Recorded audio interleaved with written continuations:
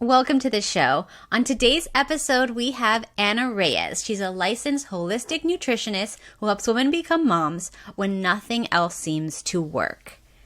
She does this by balancing their hormones and rebuilding their fertility pyramid. In today's episode, we'll talk about the major reasons for hormonal misalignment, the importance of the liver, and how to lower stress. This is a great episode, so even if you're not trying to conceive, but if you still want to balance your hormones, she has a lot of great insights and tips for you. Please enjoy. Hi, Anna. Thank you so much for being with us here today. Hi, Kat. Thank you so much for having me here. First, let's learn about you. Tell us about your journey and why you became a holistic nutritionist who focuses on fertility. That is a fantastic question. So I'll be honest, is that a lot of fertility coaches, they start right based on their personal stories and that they were struggling with fertility. We did have struggle to have our first baby, right? But at the same time, like I have never connected the dots back then that I actually want to determine my life to helping others, right? To increase their chances of having a baby. My journey starts actually back when I wanted to have a second baby. And because I went through that pain of uncertainty, feeling broken, feeling like a half woman, because I think a lot of women who are struggling with fertility basically have those feelings earlier or later in the stage.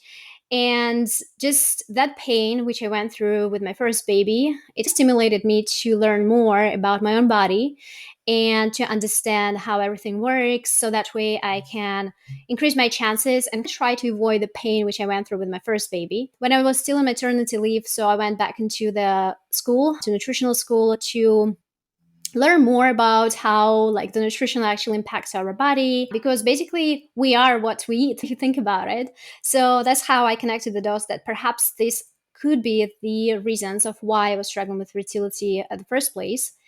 And while I was still in there, while I was still at school, my friends started to ask me, right, about what I learned and everything. And what is interesting is that when I applied some of the things which I learned from school, we created our own protocol for myself and my husband, because at the end of the day, it takes two to have a baby. The moment my husband gave us the green light to have a second baby, because he already had two kids from the previous marriage, we all had the common kids. So for him, having another kid was like a solution, right? So the moment when he gave us the green light, we actually got the second baby from the first try. And that's when I felt that was it, right? That created maybe something that is really going to help others to avoid that pain which I went through, right? And at that moment, my friends actually started contacting me. One of my best friends back in Russia, she contacted me, and apparently she and her husband had a problem to conceive the baby for over a year. And I shared with her what I did. And that was like the basic knowledge, the basic status of what I'm teaching right now. And amazingly, like she got pregnant the following month, following cycle. So I felt that this was something that I'm up to, and I should more dig into this topic and understand all the roots and all the connections which our body has that prevents other women to actually get the babies. Let's start with hormones. What are the 6 major reasons for hormonal misalignment? I put 6, right? I'm going to talk a little bit more about the 5, and then I'm going to spread them into different categories. So, one of the major reasons, and I think it's number one for a lot of women who are going through infertility, would have been stress. And that's basically chronic emotional and mental stress, which we're going like every single day. And many things so generally speaking, stress is actually a good thing, right? It's our protective mechanism from the invaders, right? That was our ability to outrun the tiger back in the ages. Unfortunately, our system didn't evolve enough to distinguish the physical stress as of facing the tiger to the emotional stress from our thoughts. And girls who go through infertility, what I'm talking about, those constant thoughts of what if, right? What is never going to happen? What if my husband's going to break up with me because I can't give him what he wants? So all these what ifs, which we are waking up every single day and going to sleep with the same thoughts, right? So this is called chronic stress. And chronic stress is damaging for our body for a lot of reasons, but I'm going to touch only the hormonal balance. So when we talk about the stress hormone, which is called, basically takes the nutrients from your other sex hormone, which is called progesterone. And the way it does is that we do have a basis, which is called pregnenolone. This is another hormone, right? And out of this hormone, everything else is basically made up, including the cortisol. And in our priority system, our body prioritizes certain systems, right? Such as when you outrun the tiger, systems like lungs and heart and muscles would be the priority, right, in your body, which will basically keep you alive. So reproductive function will be the secondary. It's a second tier type of system in our body. So when your body is constantly under stress, that's priority system turns in, and your body basically supports the production of the stress hormone called cortisol. So that means that your reproductive function and your one of the main hormones, which is progesterone, is basically on hold.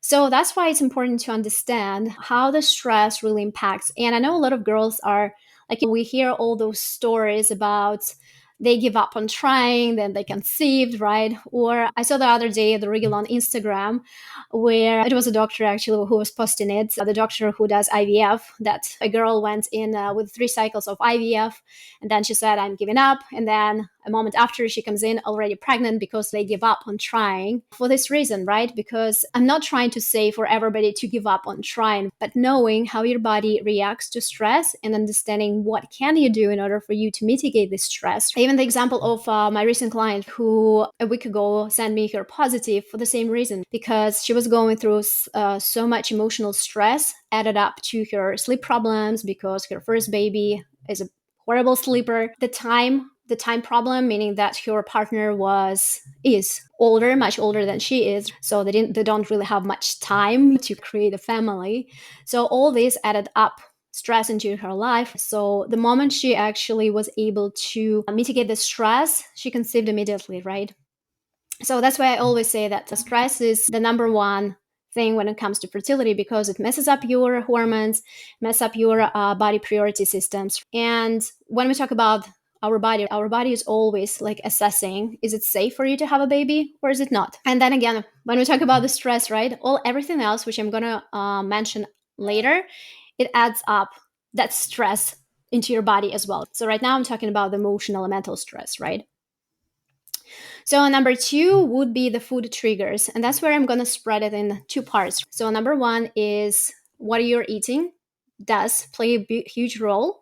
Number 2 is the blood sugar roller coaster, okay? So I'm going to go into the first one, is what you eat matters. And here don't want to talk about the diet, because I think a lot of people, when they hear diet, they think about dying. So when I talk about the food triggers, it's basically understanding how your body reacts to food. We'll know about the foods which we shouldn't be eating. And if you are feeling like for having that piece of bar chocolate or having a glass of wine, so perhaps there must be something else which is going on in your body that makes you one of those things. And most of the times it's created by certain nutrient deficiencies. And I think I'm getting a lot of questions about, should I have alcohol, right? I'm trying to conceive, or should I have a coffee? And that's why whenever we're creating the personalized plan for our clients, is I'm always saying it's all about the balance, right? We don't want to eliminate everything, right? And making your life miserable and adding more stress into your body. At the same time, we want to create a sustainable way to support your body, not only mentally, but also with the food triggers. And yes, at the beginning, to understand what does not work for your body, it takes a little bit of work, right? Usually it takes about 2 to 3 weeks to understand, eliminate certain triggering foods such as gluten, dairy, grains, even nightshade vegetables. So basically almost going into the paleo diet, if what is it about, right? For a few weeks. So that way your body kind of cleans from all that crap which you used to eat. And then after, you'll be able to start adding those foods back to just understand how your body actually reacts. And many girls who I'm working with, they do feel the reaction almost right away. So they feel either bloated, gassy, even the mood changes. So we're calling that food sensitivities, right? And if you do have those ones, it doesn't mean that you basically have to eliminate these ones for the rest of your life. It just means that your body probably needs a little bit more time to restore your gut health, which we're going to go talk a little bit later. And once your gut health is restored, so perhaps you can again try it again, and if you don't have any reaction, so it's good to go for you to have that type of food. So blood sugar roller coaster, right? We're talking about the hormone which is called insulin, because insulin is the priority hormone in your body, right? Because the whole point of having your blood sugar stable is to have the energy, right? Because basically that's what the sugar or carbohydrates does to our body. So if your body is trying, like, it's basically bringing all its forces to regulate the insulin levels in your body, so again, it bringing your reproductive function on hold. So that's why it's important to know again what works and doesn't work for you, for your body. There are people who are quite sensitive to carbohydrates, and at the same time our body need carbohydrates to produce energy. So there are a lot of topics going on about should you increase your protein intake, right, or go in keto diet, right, meaning increasing your fat intake. I come from the conclusion that your body naturally still need carbohydrates. So if you're gonna go into the keto diet, for some it may help with your insulin sensitivity, such as girls with PCOS. But at the same time, if you're going to go long term on, say, on the keto diet, it can actually mess up your hormones after all, because remember, your body still needs carbohydrates to, as I said, some people are more sensitive to carbohydrates, so perhaps just decreasing the amount, while others are actually totally fine with a higher amount. So as I said, this is all about trial and error when it comes to the food triggers, and basically listening to your body and understanding what works and does not work for you. So when you are eating a big meal with a lot of carbohydrates, and the only thing after you want is basically laying down on the couch and watch TV and being a couch potato, so perhaps this is not the best meal for you, right? Because after all, the meals are for us to get energy. So if you're not getting energy from the food you're eating, so that means that this food is not for you. So you need to figure it out what actually for you. So the next one would be gut imbalances, right? So knowing how your body actually eliminates the food and at the same time processes the food, right? Because this is exactly what our small intestine is for. The thing about the small intestine and our gut is that whenever your body eliminates the hormonal waste, such as estrogen, if your body is not able to efficiently eliminate that waste, your gut has the ability to actually bring all this things back into the blood circulation, which brings you to the condition which is called estrogen dominance, or conditions like PCOS or endometriosis, or even fibroids or cysts, because you can still have cysts without having PCOS. And you also have to understand that our gut, especially small intestine, is a single layer cell. So, which means is that it's so easy if you're eating something which your body can't tolerate, especially proteins, such as saying like peanuts or gluten, it's able to actually break this tiny, like this very thin layer of cells, and that means that those particles are able to escape into the blood and make you create those outer conditions, such as, for example, in celiac disease. So that's why it's important to know and to understand what is about with your gut health. And the next one would have been the toxic overload. We're talking here about your liver. A lot of people don't connect those organs, right, to fertility, because when you go to your doctor, most of the doctors, what are saying to you, let's check your sex hormones, right, and how your body create those sex hormones. But then a lot of doctors are going to look into other systems which are actually so connected to your sex hormones, right? And if something goes wrong, your sex hormones will be the first one to get hit. So when we talk about the liver is the powerhouse, because it processes the toxins and the hormonal waste, such as estrogen, right, out of your body, basically. So what I mean by that is your liver has 3 stages of detoxification processes. And if your body is if your liver is not able to finish either of those stages, it can create the metabolite, which we call it, which can create certain conditions. For example, if we're talking about the first stage of the liver, and if your liver can't process the estrogen efficiently, the metabolite, so it goes into pathway where it can create the fibroids in your body. When we're talking about the second one, right, it can actually even alternate your DNA, the second stage of detoxification. So that can create the alternation of DNA and even cancer.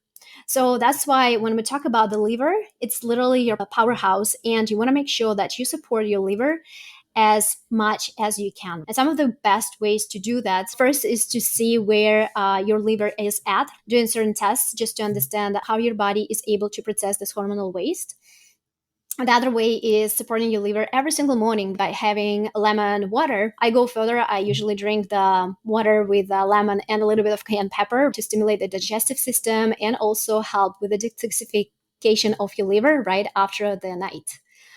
And the last one would have been stealth infections, right? It's basically the stealth infections are not much that I deal with in my practice. So if somebody does have those ones, we usually refer them to the doctors who understand what's going on with this. But they can, right, create certain problems for you to conceive. The one thing which I actually forgot to mention is the thyroid, right?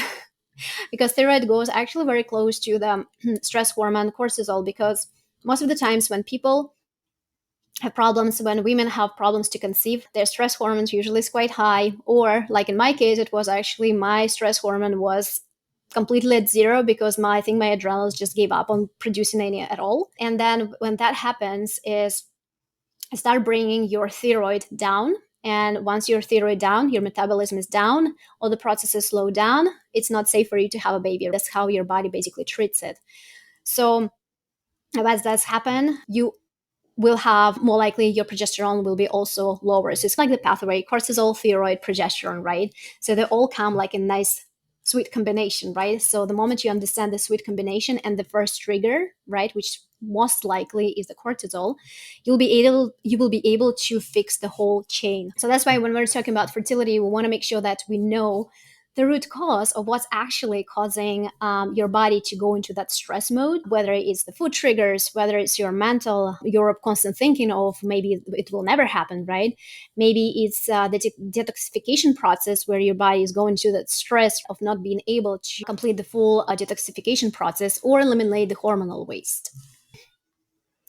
Okay, so I wanted to ask you about some specific things about the liver. What are some reasons why the liver might not be working properly or having issues? There are a lot of reasons. So I can tell you, for example, for my example, I originally inherited the problem of my liver of the first stage of the detoxification because cancer is something that is run in my family. And when I did the test, and we can talk about this test later on in the interview, when I did my comprehensive hormonal test, it's basically confirmed that my liver just have a hard time to detoxify and go into that first detoxification level. And the problem with that is that if your body is not able to complete the full cycle, those half metabolites, so something that your body trying to go through that process, so it actually brings it back and it's even more toxic than the original product. So one of the things is it could be something inherited. Number two is your lifestyle, right? Things like we are surrounded with tons of toxins, right? And unfortunately, we can't get rid of them because this is our environment. This is something we live in. But there are ways how you can minimize the effect of these toxins. For example, if we're talking about the furniture, and we know that the furniture actually has tons of toxins, we just bring into the air and which you breathe in, right? Making sure that you ventilate the premises. When we talk about the food, there is big discussion about buying organic or not buying organic. So I always come into that balanced state. There are foods which you want to buy organic because if they are conventionally raised, they are more likely to have a tons of pesticides and pesticides in it, which you're basically consuming, which brings more work for your liver. Remember, because the liver is the one who detoxifies your body. So Dirty Dozen or Clean 15, which is on a ESW website. It's a wide known information. So you can go in there and check what you should be buying only clean, like which you should be buying only organic, and which is okay totally to buy conventional because it has the minimum amount of pesticide or insecticide. Practices like your skincare, right? Not a lot of us understand or realize that skin is the largest organ of our body, and your skin is able to absorb the toxins and nutrients from whatever you put in your body. And thinking about us women, right? How much things do we put on ourselves every single day? Tons. So starting with the hair, like skin products, makeup, and these things like are able to go through the skin and into your bloodstream, and again trying going back into the liver, trying to detoxify all its stuff. One of the practices which I ask my clients to actually start doing is the first thing in the morning before you even jump into the shower, taking the dry brush and start brushing your skin, starting from your legs towards your heart. So that's first, it's helps to detoxify your skin, and it's also bring that the blood circulation back, so your body is actually like feeling really good about it. Also looking into the skin products, right? So understanding which are more toxic than the others.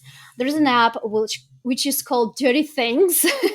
I know it's a hilarious name for this type of app, but this app actually is nice because you can scan the bars of the skin products which you're using, and it's going to tell you if this specific product has a bad, like completely horrible components which you shouldn't be having on your skin, or if it's actually good to go. Most of the natural organic products would be totally fine, and thanks God we have a lot of products right now on the markets which are labeled organic or naturally, so these are more likely won't have this amount of toxins.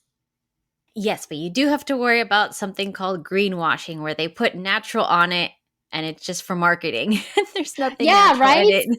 Yes. Yes, they do. And that's why looking into more like organic stuff, or once again, like having the app. And if you're in doubt of whether this product works or doesn't work for you, just scanning. And the app like literally breaks down every single ingredient and tells you, it puts it into the green, yellow, or red zone. If you're in red zone, you probably don't want to have this product. Mm. Mhm. Let's say someone has hormonal imbalances, their gut's off, their liver's slow, they're under stress. Which one do we attack first, and what are the steps? So I usually like when we start I'm gonna backtrack. So when I first started my practice as a nutritionist, I would always say go for food. But then more down the road in my practice, I realized that most of my clients actually were really fantastic in food before they even started working with me. So I understand that most of the things, like if you are probably like having the average American diet, so probably food would be the first start. But if you have been in this journey for some time and you like literally feel that you tried everything and anything, you've taken like more than 25 supplements already in your diet. So the number one would have been actually stress from, again, have tried everything and anything, nothing works. And number two is actually understanding why it doesn't work, right? Because most women, right, who are trying to conceive for some time, they're looking for advice online, going to the Facebook groups, and they try to understand what worked for somebody else. But we also have to understand that we're so different. What worked for somebody does not necessarily is going to work for you. Realizing where your body has, what is the missing keys. So one of the things which I'm doing in my practice is running the comprehensive hormonal test, which is able to show where potentially your body is stagnated, right? So whether your body has problems with eliminating estrogen, or maybe it has problems with your progesterone, testosterone. So what are those levels? So that is super helpful to also create the targeted supplemental plan. So instead of you taking 25 pills every single day, all day, every day, you can actually like create this targeted solution for your body to help with all those processes. What are some tips you have for women who are under chronic stress? Let's say that they have kids, they have a stressful job. Are there any supplements that can maybe support stress or practices that they should try? Yeah, absolutely. When we talk about the stress, we have to understand whether your body is just under stress, like meaning that your body kind of pumps cortisol way too high, or whether you're at the stage where I was, when your body basically just gives up on producing any kind of cortisol, right? And just stop responding at all. If you're at the first stage and you're super reactive to even little triggers, like everything feels frustrated and disappointed, you feel a lot of anxiety, you're probably the first stage. If you're still feeling like you're giving up, you don't care anymore, you have like extreme fatigue, you don't want to even get up from the bed, you're probably the second phase where I was. And the practices depends where you are in this spectrum, right? So if you are still at the first one, understanding what triggers, and we know like not having a baby is probably the first trigger, and that would be your thoughts. One of the fantastic way to calm your mind, right, is meditation. And I know that for girls who do have anxiety, it's quite a practice to start meditate. I have a client who had like really hard time to stay still, right, for even 5 minutes. And I know there are a few of you over there too. But at the same time, be patient, right? So meditation doesn't come from just sitting and still for 10 minutes. It comes with the practice, right? The more you are able to calm your mind and thoughts, even for these 5 to 10 minutes, you're calming your cortisol, right? You're calming your body and sending the message to your ovaries that it's safe to actually have a babies, right? So I think it serves the purpose when we talk about it. When we talk about the supplements, we have to be like a little bit careful on that, because depending on where you are and what are your symptoms, right, on how you're feeling, there are different types of supplements which may or may not work for you. So that's why I usually run the special, like the questionnaire, just to understand where they are in the spectrum. When we talk about, I don't know, imagine if having a line of, I don't know, red and green, right? So where they are in that spectrum, if they're going closer to orange, to green, whatever. So that's why I could give the specific supplement, because there are so many which can help, or so many that can hurt you as well. So that's why I start always with the practices first, right? Starting with meditation. Another way is if you are in the second spectrum, when your ovaries are basically like, when your body doesn't even want to produce cortisol anymore, one of the things which I always tell my clients is to definitely not doing extensive exercises at that point, because even though workouts are great, they still have to be moderate, right? When your body is already under stress. Because at some point in your workout, if you're overdoing exercises, it may bring your cortisol even higher than it was before. So it can create that even more stress, the physical now stress to your body. So that's why when we talk about exercises, even though they're great, but you want to have that balance between being healthy and at the same time not bringing your cortisol way too high. I can give you an example. One of my clients loves exercises, loves it. One of a few, by the way. And one of the things which I monitor if something doesn't work for my client is charting. We can talk about this in this interview too, if you'd like.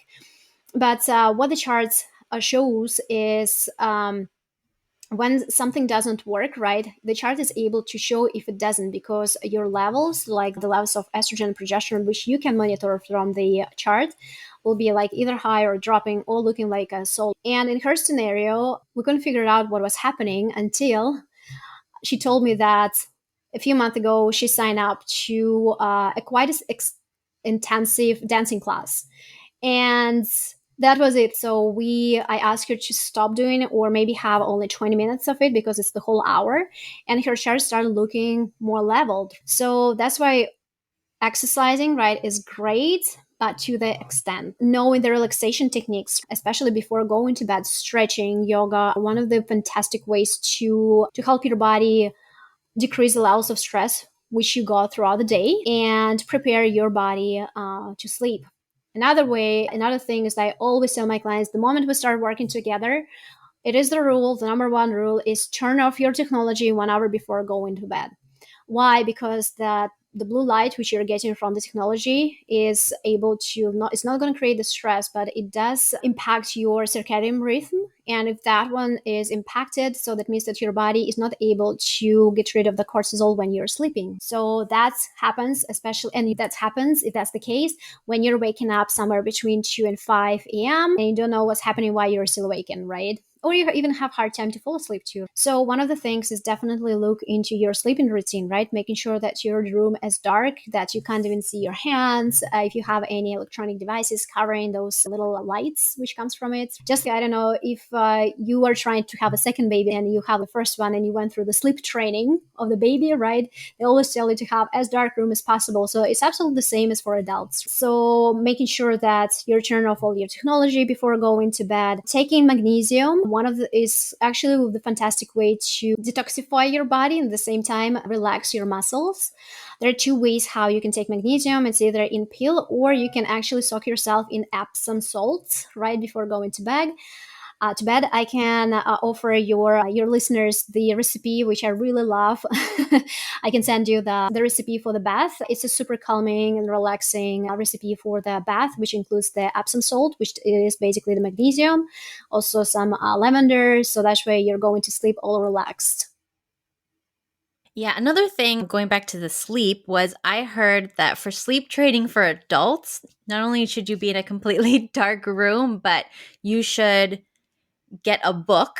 So if you can't fall asleep, you get a book and you go sit on a chair in the bedroom and whatever, and you just read the book until you get tired. And then eventually, over maybe a course of 7 days, your body will get used to laying down is sleep time. And if you're not laying down, it won't keep you up as much anymore. And I thought that was really interesting. So I tried it and it actually works. Yes. And like when we're talking about the book, we also want to make sure that the light is not bright. So it's a soft light, which you're like having, like reading the book, because the light also like impacts your circadian rhythm too. So having that dim light and like the light, which is not like bright lights, but like a soft type of light when you're reading, yeah, that's also helpful. Yes. And I had a red book light. Oh, nice. Yeah. Yes. Let's see. So we talked about stress. Let's talk Mhm. a little bit more about the thyroid. How do we know if the thyroid, because I did hear that if you have estrogen dominance, it can cause underactive thyroid. What is the connection there? Oh, so there is a huge connection, right, between your estrogen and your thyroid, and it will be a little harder to like to explain without trying to draw things. But the whole point is that when you do have the higher estrogen, and most of the things which we're looking into is that a lot of girls with PCOS saying they also have a high insulin too. It's we're calling it insulin resistance. Not all of them, but some of them do. And if that's the case, your body, remember, is always pretty right in the processes. And one of the connection between the thyroid would have been the higher insulin levels too. How would you, if you do have thyroid problems? Two ways. First, asking for the full panel from your doctor. And this will be quite a hassle, I can say straight, because a lot of doctors are usually going through only one type of hormone, and your thyroid has a few of them, right? So they go only to test your TSH levels, which is basically, if you think about your brain and your thyroid, right? It's like this hormone is the connection between your brain and thyroid. So if your brain keeps sending a lot of messages to your thyroid and your thyroid doesn't respond, your TSH will be higher. And that's exactly what the doctors are looking for. This number is quite high. That means that your thyroid is underactive or overactive, it depends. And then they will be asked, like, wanting to dig it deeper and put the full panel. But that is one of the things which a lot of doctors probably don't do. Is one of the things which I noticed from my clients is that they don't, even though they might have the quite normal TSH, they might have problems with converting the inactive form of thyroid into the active form. And this could be because of the stress. Because remember, of the all the priority systems in our body, picking that would be very helpful, because this is the first sign that your thyroid is underperforming. It's basically running the full panel, not just TSH, but also the T3, T4, reverse T3, all those hormones, to understand how your body converts and uses the thyroid hormones. I know one of my clients had a battle with your doctor, but she did it. Like, she was able to get the full panel where they found out that she does have the problem of conversing one to another. So picking that one was helpful for me to also create the supplemental plan, and for the doctor to prescribe the right medication and with the right amount too. So we worked in a team of like in the combined team for that. One of the things is how you can potentially pick it up is also from the charts.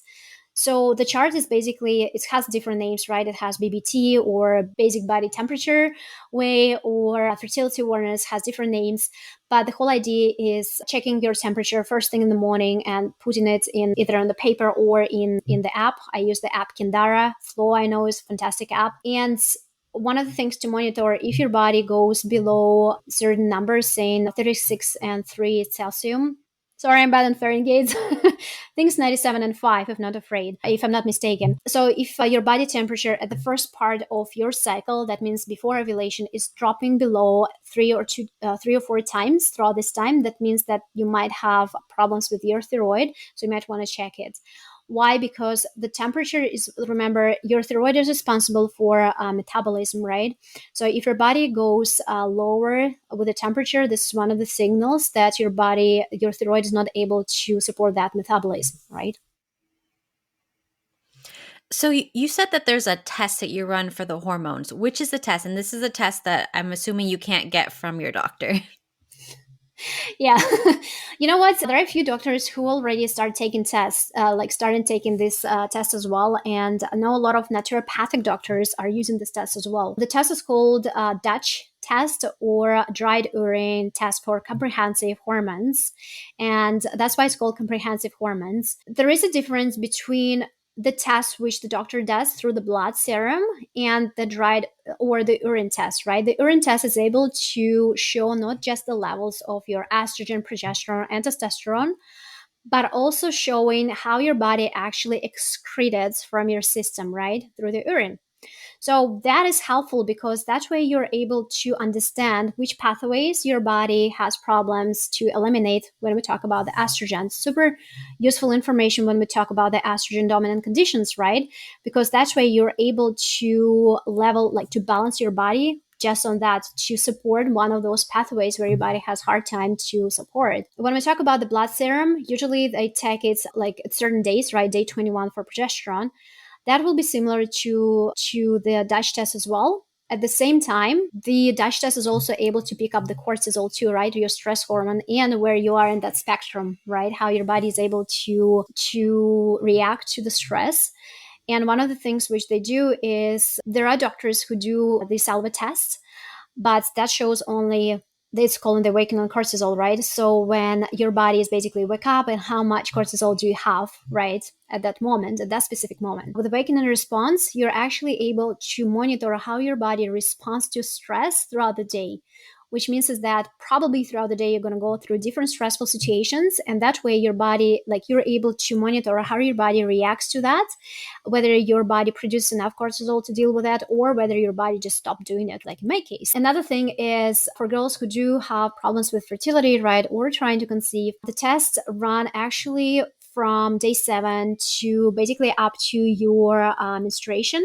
So it's basically if you would be going to your doctor and having a blood test every single day to check to monitor your hormones. So this is the same way you're basically doing from the convenience of your home through the dry urine. And that way you're able to confirm whether you ovulate, right? Because remember, if you're doing the LH strips or OPK, they don't confirm that you actually ovulated. They predict that you may be on the peak. Your body is trying to ovulate, but it doesn't confirm that you actually ovulated. I have a few girls who would have a peak, but they didn't. So this test is able to show whether you ovulate, when you ovulate, what is the levels of your estrogen and progesterone throughout your whole cycle. So that is, I think, like super valuable information to create a very targeted solution plan. And which Dutch test do you recommend? I know there's the Dutch Complete and then there's the Cycle Long one. And I know Yeah, the that's the Cycle cycle. Long one is very expensive, so it's hard for people to like want to do that one. Yeah, I do the Dutch cycle mapping plus cortisol awakening. So I do the whole thing because I used to do the Dutch complete, and that's the one which I went through myself. But that one only shows the hormonal levels like at that specific moment on day 21.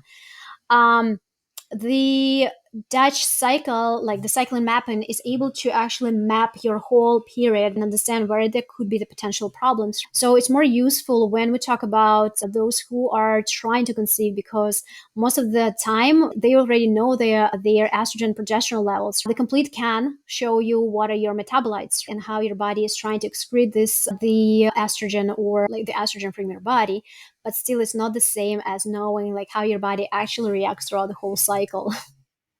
And I did see online there was an endocrinologist one time, like a online influencer endocrinologist, and she was saying, I can tell just by looking at a patient what their levels are. I don't need to do any tests. What do you think about that? There might be like I don't know. They might be like so talented endocrinologists who would just like from the look, from the pulse, from the skin. At the same time, let's talk about the Chinese medical doctors, right? Through the who can identify your stagnated energy based on the pulse and your tongue, so the way your skin looks like, right? So perhaps this is the true to endocrinologists we're talking about. There I know a few fertility coaches who are just like trying to, or herbalists, homeopaths, or naturopathic doctors who are looking just through the charts to understand what's going on. And that's exactly what I was doing in my practice too. I would look through the chart to understand where could be potentially the problems and trying to target the supplements. But at some point, I realized that there were a few of my clients who had a fantastic, like seriously fantastic charts, and they still were not pregnant. Timed intercourse, everything like literally from the book, like great estrogen, like no spiky levels, everything was so good. So that's why I started adding the Dutch into my practice, because that's where I could see more like deep into the levels and where the body is actually struggling the most. That was like actually improved the success in my practice. And do you have any tips perhaps for people with hormonal migraines? I think it's the same. I do have hormone migraines. So the only way I was able to level it up is mitigating that's the liver detoxification, right? Because remember, I told you that I personally do have the first phase of detoxification. My liver is stagnated. So, helping my body to detoxify like through this process, like adding a supplement is called MSG, I believe, into my supplemental plan. So it helped me a ton with my migraines too. So this way is basically understanding it's most coming from detoxification problems, right? So your body is not able to detoxify the estrogen, right? And if your body is not able to detoxify estrogen, you more likely will have those estrogenic types of migraines, which are horrible. Like it's not even a headache. It's basically demobilizing type of pain where you actually can't even do anything. So it's really horrible. But yes, this comes from detoxification process, right? Supporting your liver and small intestine, your gut levels would be definitely something to look into. One of the things to support your guts, by the way, I think I didn't mention it, is having the fermented foods, right? A lot of naturopathic doctors, herbalists, fertility coaches would add the probiotic. I found, right, in the few studies that the probiotic, which is sold usually on the shelves, they doesn't even reach your small intestine, so it's like useless. There is, I believe, one form which I won't remember like the name, but there is only one form which is absorbable. It's sold only by one company in the US, so that will be basically not sustainable for everybody to have this type of supplement too. So having the probiotic type of foods or fermented foods would be definitely the must for those with migraines as well, which means things like sauerkraut. I know, disgusting for many. Or more pleasant drinks such as kombucha. I don't add yogurts for the specific reason, right? Because a lot of people would have dairy intolerances. On top of that, conventional dairy does have a lot of estrogen in it too, because most the cows are mostly kept pregnant throughout the whole time, 365. And with that, which that happens is that estrogen is the dominant hormone in the cow, which obviously getting the traces into the milk which you're drinking. And if you get the yogurt, it actually gets even more concentrated right in it. So it can impact your hormonal levels too. At the same time, they do have coconut milk yogurts. So that will be probably the good alternative for those who really love their yogurts to add more probiotic into their diet. Kombucha is definitely something to look for, or water kefir would be another one. And what are your thoughts on doing a liver cleanse or a gut cleanse, those type of things?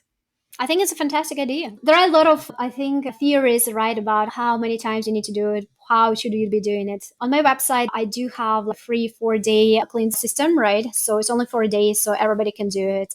It does incorporate certain foods, which helps your liver to detoxify the toxins more efficiently. So a lot of women who went through that like feels amazing after. It's a great idea. One of the theories, and I actually supported it for myself, is to have it done twice a year, like preparing yourself before winter and before summer. So basically in autumn and spring to do those ones, just to help detoxify your body from everything that's accumulated throughout this whole time. And we also need to think about it. In a lot of cultures, they do have what is called Sorry, I'm blanking on the name in English. Lent. There you go. Lent. So people have those Lents for the reason. So most of those Lents include either completely eliminated food for the day and just having food at the end of the day, right? Saying in Muslims, or in Orthodox Church, there is the Lent where you eliminate any kind of animal products and use mostly the plant-based sources for a month or so on. And in Orthodox Church, they do have two of them. And I believe those ones were there for the reason, right? Not only from the cultural perspective, but also for your health. So those ones are those detoxification programs, which we like now are so famous, right? Detox and everything is basically are based on those lens, if you think about it. Yeah, I know that fasting is very popular right now because you get into autophagy, so your body can eat away any toxins or bad things. And I was wanting to ask you about that. If someone has, let's say, high stress, should they fast or maybe skip breakfast, or is that detrimental when you're under stress? I wouldn't. So with a fast, like unlike the detox programs where you're eliminating certain foods and adding more certain foods, so you're adding more nutrients. With fast, like you should be very careful. So if we're talking about the intermittent fasting, right? If you're having stress trying to conceive, they may not be completely good for your hormonal balance, right? Because remember, when your body doesn't get food on time, it actually creates that insulin imbalance, right? Remember, insulin, the number one hormone, which does impact everything else in your body. So at the same time, fasting in the evening, so which means that not having food, saying like having that 12-hour period between taking food, right, in the evening, that is a healthy way to help your body to process everything that you do throughout the day, right? Helping your liver to detoxify more efficiently at night because your liver goes into that detox at 3 a.m. And waking up already having that completely nice and working system, and adding that lemon drink, which I was telling you at the beginning of this interview, right? Having that glass of water with half a lemon squeeze with a pinch of cayenne pepper. You can add a little bit of stevia if you don't like that very sourish drink. That was going to help even more to your liver, to waking up your whole digestive system and getting everything ready for you to absorb the food. So this type of fast is definitely like a really good thing, right? Having the fast in the mornings, right, where remember your body needs food the most, that can create certain hormonal disbalances. And tell us a little bit about your coaching and who is it good for? So at this point, yes, I offer one-on-one coaching program. So we call it Fertility Goddess program, right? Because by the end of this program, you will be becoming a fertility goddess. Most of the things which we're doing is there is already the program, right, which walks you through all those steps which we talked at the beginning of this interview, right? Making sure that you are taking control over your stress, trying to figure out your food triggers, creating certain practices in the morning, throughout the day, and in the evening to help you with your stress levels, helping you with your thoughts, making sure that you are not overstressing yourself out from all those worries which piles up, right? Because all of those ones have their own reasons and their own roots. So we're going more deep into your mental health, right? If we talk about it, motivation and all that stuff. We do talk like a lot about the food triggers. So we're creating the certain plan which will be working for you. Remember, I don't like the word diet. So we're not creating a diet, we're creating the lifestyle solution which will be sustainable for you, not just for the purpose of having a baby, but also to support you throughout the pregnancy and even after, because the health, your health equals the health of the baby, right? You are the number one person who will be basically creating that healthy little thing, bundle of joy, and also like the foundation, the health foundation for your baby too, right? So we're working on that one. We're also doing the Dutch test, right? To understand where your body is stagnated, right? Where you need the support the most. And we're creating the targeted supplemental solution, because I don't like to guess when it comes to supplements, because supplements is one of the things which is not regulated. If medications is regulated, while supplements are not, and supplements can hurt your body if you're not taking them the right way, the right time, and if you're not taking the what you actually your body needs to support support your systems. Like when you go into fertility groups, you can see people recommending like things like maca, Vitex, which are fantastic herbs, but they are there for the specific reasons. Taking Vitex can actually mess up your whole system if you're taking it not for what you actually have and what your body actually struggles with, because Vitex is basically like creating the connection between your brain and your ovaries, where you might have it totally fine. So it can actually like really do more harm than good. So with the Dutch test, we're able to actually put the right supplements for you.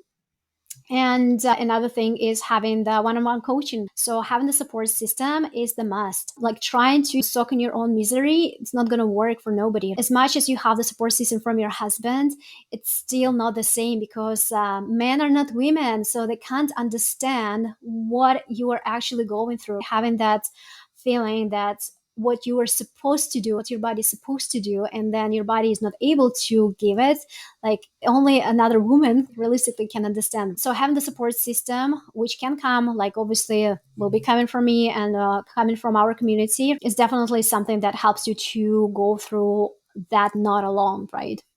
Awesome. I love that. So tell everyone where they can find you online and what social media platforms you're most active on. So we are mostly presented on Facebook, right? We have the Facebook group, Fertility Goddess Secrets, for Goddesses Trying to Conceive. And we have over 1,300, I think close to 1,400 members now in the group. And where I go live every Wednesday. I had to think because I go live also on Instagram.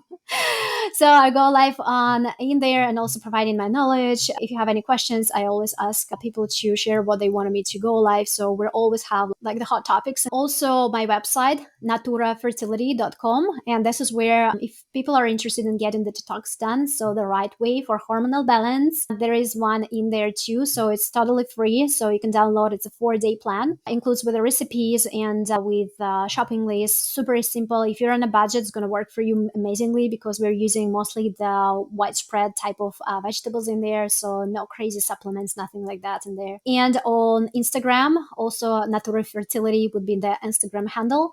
So I go there also live on Thursdays, and we also do quite cool reels in there. So I'm super proud about them. Is there anything before we go that you would like to share with the audience about hormones, fertility, or anything? So one of the things is definitely to, no matter how hard and how, if you're already at the point where you think like nothing ever is going to work, you got to really believe into something that is going to happen, really. It doesn't matter when we talk about fertility or anything else in your life, believing that something is going to help, that something is going to work for you.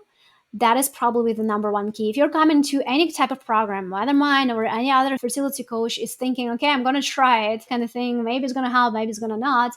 So more likely it's not going to help. Why? Because your mindset is not in the right place to begin with. So if you're coming to the program knowing that is it, that is going to help. And that's why like even going with fertility coaches or naturopathic doctors, it's good to have an interviews with them. So even with your ordinary fertility doctor, I know a lot of girls just go to fertility doctors because like they heard that this one is good. But at the end of the day, they feel that the doctor can't really support them, doesn't feel their pain, don't even remember their names. I had those ones too. So this might be creating even more stress and that disbelief that might not be even happening. So having that support system from starting with holistic approaches to your doctors, right? Having the team which you trust completely and that this team is going to lead you to the good results.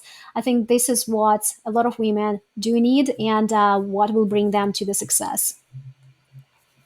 All right, Anna, thank you so much for your time. And I'm going to put all of that in the show notes. And I know you mentioned a supplement for hormonal migraines that you take for detoxifying. Can you find out what that is so I can write it in the show notes too, please? Yeah, absolutely. I'm going to give you two. Yeah. Okay, thank you so much. And guys, check her out. She's on Instagram and her website, and look in the show notes. Thank you again. Thank you so much, Kat.